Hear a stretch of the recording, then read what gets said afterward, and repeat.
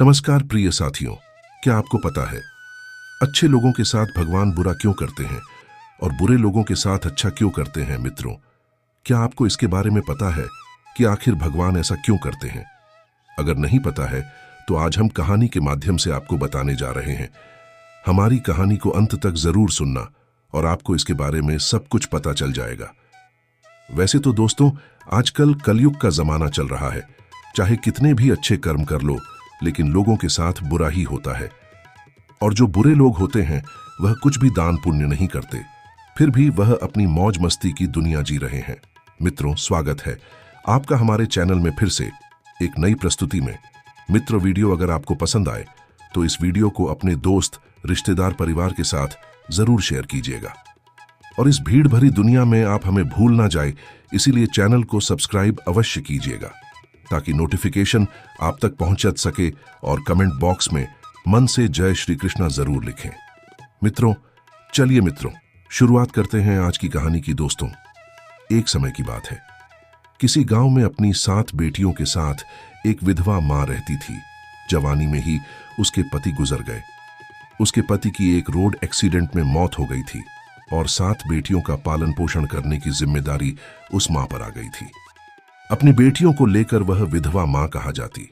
बेटियों को अकेला छोड़कर वह कोई काम भी नहीं कर पा रही थी। ऊपर से समाज की उल्टी सीधी बातें उसे सुननी पड़ती थी। बेबस लाचार उस महिला का कोई सहारा नहीं था। वह अपने पति को याद करके उन बच्चियों को जैसे तैसे पाल रही थी। फिर एक दिन वह अत्यधिक चिंता करने के कारण मैं बीमार पड़ गई थी।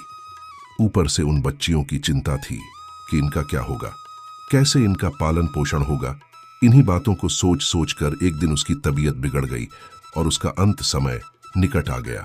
मृत्यु के समय यमराज का एक दूत उस विधवा मां के प्राण लेने के लिए उसके पास पहुंच गए।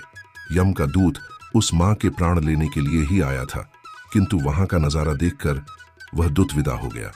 उसने देखा कि वह विधवा मां जमीन पर अचेत अवस्था में पड़ी है और उसकी 7 बेटियां उसके पास बैठकर रो रही हैं। यह दृश्य देखकर उस यम के दूत को बहुत दया आई। उससे उन छोटी बच्चियों की दशा देखी नहीं गई। वह सोचने लगा कि यदि मैं इस मां के प्राण लेकर यमलोक चला गया तो यह बच्चियां बेसहारा हो जाएंगी। इन्हें सहारा कौन देगा? इनका पालन पोषण कौन करेगा? फिर कुछ देर तक सोचने के बाद यम का दूत उस विधवा मां के प्राण लिए बगैर ही यमलोक लौट गया। यमलोक पहुंचने के बाद यमलोक के मालिक यमराज ने उससे पूछा कि तुम खाली हाथ क्यों आ गए? तुम तो उस विधवा मां के प्राण लेने के लिए गए थे। तब उस यमदूत ने कहा, हे स्वामी, मेरी भूल को क्षमा करो। मैं चाहकर भी उस मां के प्राण न ले सका। मेरी जगह पर अगर आप भी होते तो शायद आप भी उस मां को जीवन दान दे देते। मुझसे उस विधवा मां की मासूम बच्चियों का दुख देखा नहीं गया। जब मैं प्राण लेने गया तो मैंने देखा कि उस विधवा मां की 7 छोटी छोटी बच्चियां हैं और उनके पिता उन्हें बचपन में ही छोड़कर चले गए। छोटी छोटी बच्चियों को उनके पिता का पहले से ही सदमा लग चुका था और मैं नहीं चाहता था कि उन्हें एक और बड़ा सदमा लगे। और वे सभी उनकी मां के शरीर से लिपटकर रो रही थीं। यदि मैं उस मां के प्राण लेकर चला आता तो उन बच्चियों की देखभाल कौन करता? उन्हें भोजन कौन कराता? धरती लोक पर रहने वाले मनुष्य अत्यंत स्वार्थी और मतलबी है। कोई भी उन बच्चियों की मदद नहीं करता। यमदूत बोला, हे धर्मराज, मेरी आपसे विनती है कि आप उस विधवा मां को कुछ समय के लिए जीवन दान प्रदान कीजिए ताकि वह अपनी बच्चियों को पाल पोस कर बड़ा कर सके। यमदूत की ऐसी बातें सुनकर धर्मराज ने कहा, हे दूत, इस संसार के सभी प्राणियों की मृत्यु निश्चित किए गए समय पर ही होती है। ना कोई किसी की उम्र घटा सकता है और ना कोई बढ़ा सकता है। ना तुम किसी को जीवन दे सकते हो और ना समय से पहले किसी के प्राण ले सकते हो। जिसके भाग्य में जो लिखा होता है वह उचित ही होता है। तुम किसी के भाग्य को बदल नहीं सकते। तुमने आज सृष्टि के नियमों का उल्लंघन किया है। तुमने बहुत बड़ा अपराध किया है, इसीलिए तुम्हें इसका दंड अवश्य भोगना पड़ेगा। जाओ, अब तुम पृथ्वी लोक पर मनुष्य के रूप में जन्म लो और अपने द्वारा किए गए अपराध का दंड भोगो। फिर उस यमदूत ने कहा, हे प्रभु, धरती लोक पर से मेरा उद्धार कब होगा और कैसे होगा? तब धर्मराज कहते हैं, हे दूत, धरती पर जाकर जब तुम 7 बार अपनी मूर्खता पर खिलखिलाकर हंस लोगे तब तुम्हारा उद्धार हो जाएगा। दोस्तों, इतना कहकर धर्मराज ने उस दूत को धरती पर धकेल दिया। वह धरती लोक पर मनुष्य शरीर में आ चुका था। उसके शरीर पर वस्त्र नहीं थे। धरती लोक का एक नियम है कि जब कोई मनुष्य जन्म लेता है तो उस समय वह नग्न होता है। इसीलिए वह निर्वस्त्र ही एक सड़क के किनारे ठंड में पड़ा था। फिर वहीं से एक आदमी गुजर रहा था। वह आदमी ठंड से बचने के लिए अपने बच्चों को कपड़े लेने जा रहा था। रास्ते में ठंड में एक नग्न व्यक्ति को देखकर उसे दया आ गई। उसने अपने बच्चों को तो कपड़े नहीं लिए, लेकिन उस यमदूत को कपड़े और कंबल खरीद कर दे दिए। वह यमदूत बोला, हे भाई, आपने मुझे कपड़े और कंबल देकर बहुत बड़ा उपकार किया है, पर मेरा ना कोई परिवार है, ना मेरे पास घर है और ना भोजन का कोई साधन है। तब आदमी बोला, भाई तुम मेरे साथ चलो, मैं तुम्हें भोजन और काम दिलाता हूं। फिर वह आदमी उस यमदूत को लेकर अपने घर पर पहुंच गया। उधर आदमी की पत्नी ने देखा कि उसका पति बच्चों के लिए कपड़े लाने गया था, लेकिन लाया तो कुछ नहीं, उल्टा एक आदमी को घर पर लेकर आया है। ये देखते ही उसकी पत्नी बहुत गुस्सा हो गई और उस आदमी के साथ लड़ने झगड़ने लगी, उसे भला बुरा कहने लगी। ये देखकर वह यमदूत बहुत जोर जोर से हंस पड़ा। यमदूत को हंसता हुआ देखकर वह आदमी बोला, भाई तुम हंस क्यों रहे हो? ऐसा क्या देख लिया आपने? तब वह यमदूत बोला, भाई मेरी हंसी का रहस्य मैं आपको अभी नहीं बता सकता, समय आने पर मैं आपको बता दूंगा। फिर वह यमदूत उस आदमी के घर पर रहने लगा और उसने आदमी का सारा काम भी सीख लिया। वह यमदूत उस आदमी के घर पर काम करने लगा और बहुत सुंदर जूते बनाने लगा। उस आदमी के जूते चप्पलों की दुकान थी और वह बहुत गरीब था।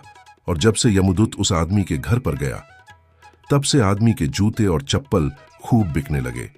आदमी के जूतों की तारीफ पूरे इलाके में होने लगी। आदमी भी इससे बहुत अधिक धनवान बन गया। यहां तक कि बड़े बड़े मालिक महामालिक भी उस आदमी के पास से जूते बनाकर लेने लगे। जब से वह यमदूत उसके घर पर आया था, तब से आदमी की किस्मत ही चमक गई थी। उसके घर में धन की कोई कमी नहीं रह गई थी। फिर एक दिन अचानक मालिक का एक सैनिक चमड़ा लेकर आदमी के पास आया और बोला, देखो आदमी, हमारे महाराज इसी चमड़े से बने जूते पहनना चाहते हैं। ये चमड़ा बहुत कीमती है, तो इसके ठीक से एक जोड़ी जूते तैयार करके दो। ये चमड़ा बिल्कुल भी खराब नहीं होना चाहिए। ध्यान रहे, इस चमड़े से अच्छे जूते बनाओ। मालिक का सैनिक आदमी को वह चमड़ा देकर वहां से चला गया। इधर आदमी ने भी यमदूत को समझा दिया कि देखो, ये महाराज के जूते हैं, इसमें कोई गलती मत करना। चमड़ा बहुत कीमती है, इसीलिए इसे खराब मत करना। मालिक को जूते चाहिए, इसीलिए तुम इसके जूते ही बनवा देना। गलती से यदि चप्पल बना दी तो मालिक बहुत गुस्सा हो जाएंगे और हमें कठोर सजा मिलेगी। आदमी के इतना समझाने के बावजूद भी उस यमदूत ने जानबूझकर उस चमड़े की चप्पल बना दी। फिर जब उस आदमी ने चप्पल देखी तो उसकी सांसें फूलने लगीं।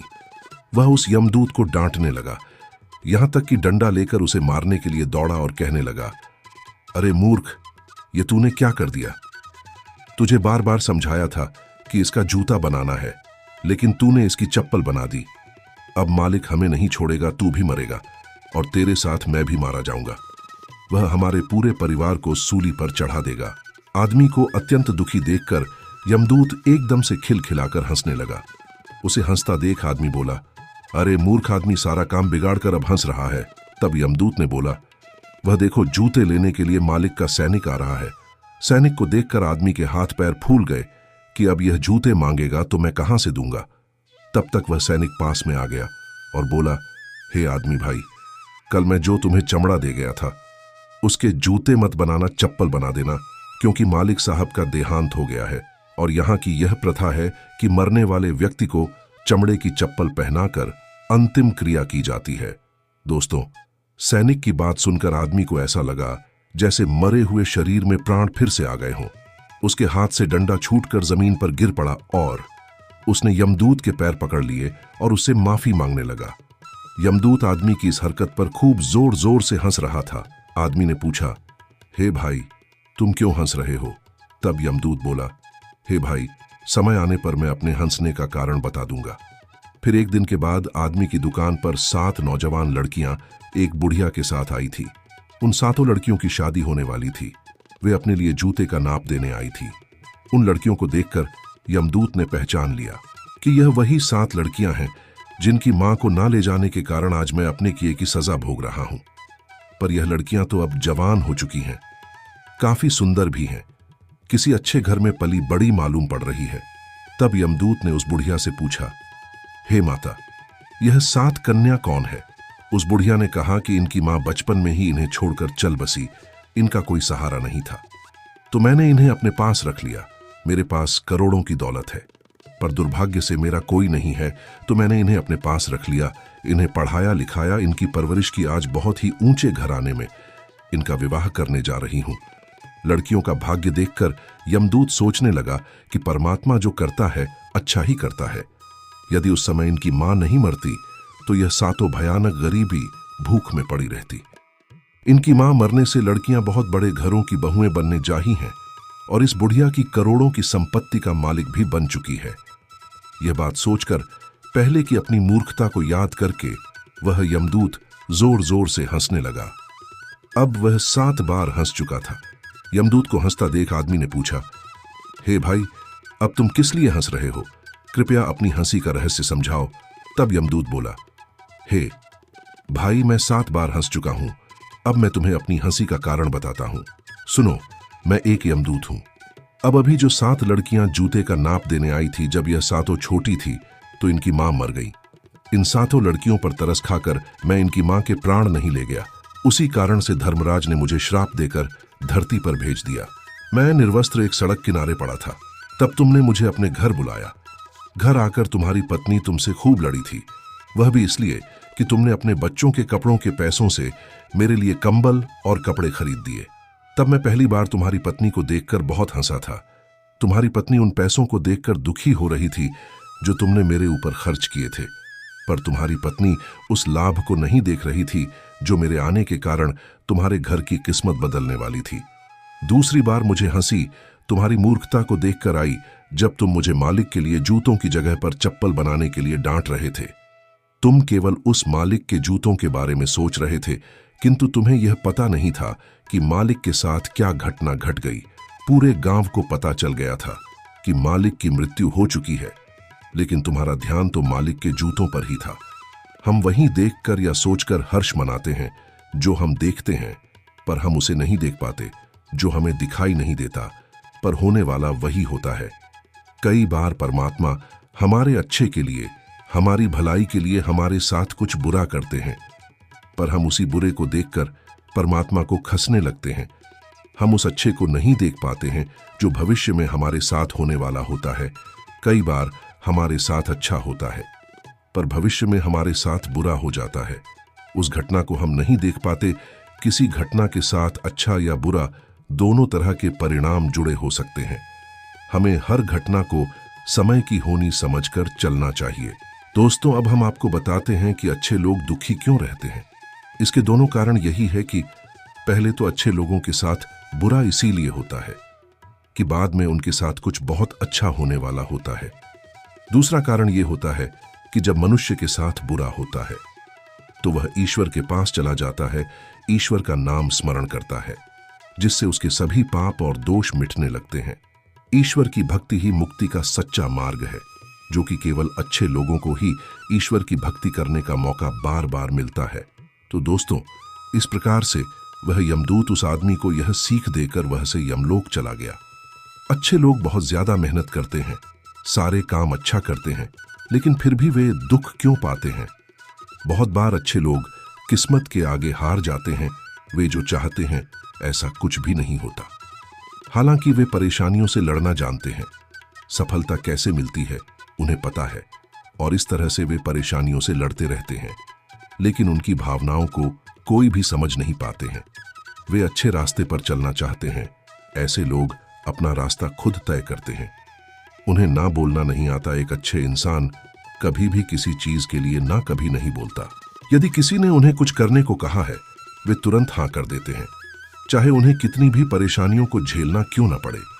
वे हर हालत में मदद करने के लिए तैयार रहते हैं। इसी कारण लोग ऐसे लोगों का फायदा उठाते हैं। ऐसे लोग स्वयं मुसीबत में पड़ जाएं, लेकिन दूसरों को मुसीबत में पड़ते देख नहीं सकते, क्योंकि किसी बात पर जल्दी भरोसा कर लेना उनकी आदत होती है। इसलिए उनको जीवन में हमेशा धोखा मिलता है, मगर फिर भी वे अच्छे इंसान कभी भी किसी को धोखा नहीं दे सकते। खुद धोखे मिलने के बावजूद हमेशा दूसरों की मदद के लिए तैयार रहते हैं। वैसे आज के जमाने में इंसान को कभी भी आंख बंद कर भरोसा नहीं करना चाहिए, वरना उन्हें दुख के अलावा और कुछ नहीं मिलेगा। अच्छे लोग साफ दिल और मन के होते हैं। वे सोचते हैं कि हमारी बात पर किसी को बुरा नहीं लग जाए। वे अपने खुशी के पहले दूसरों की खुशी के बारे में सोचते हैं। अपने जरूरतों को पूरा करने से पहले दूसरों की जरूरतों को पूरा करते हैं। अच्छे इंसान हमेशा आपको आगे बढ़ने की हिम्मत देते हैं। अपनी भावनाओं को कभी भी अच्छे इंसान व्यक्त नहीं कर पाते हैं। उनको लगता है शायद उनकी बातों से दूसरा परेशानी ना हो जाए, लेकिन दूसरों को कभी भी परेशान देखना नहीं चाहते हैं, इसलिए अपनी भावनाओं को अपने अंदर ही छुपा कर रखते हैं। मित्रों, उम्मीद है हमारा आज का वीडियो जरूर पसंद आया होगा। ऐसे ही वीडियो पाने के लिए हमारे चैनल को सब्सक्राइब जरूर करें और हमारे वीडियो को लाइक करें और अपने दोस्तों के साथ ज्यादा से ज्यादा शेयर करें और कमेंट बॉक्स में मन से जय श्री कृष्णा जरूर लेकर। धन्यवाद मित्रों।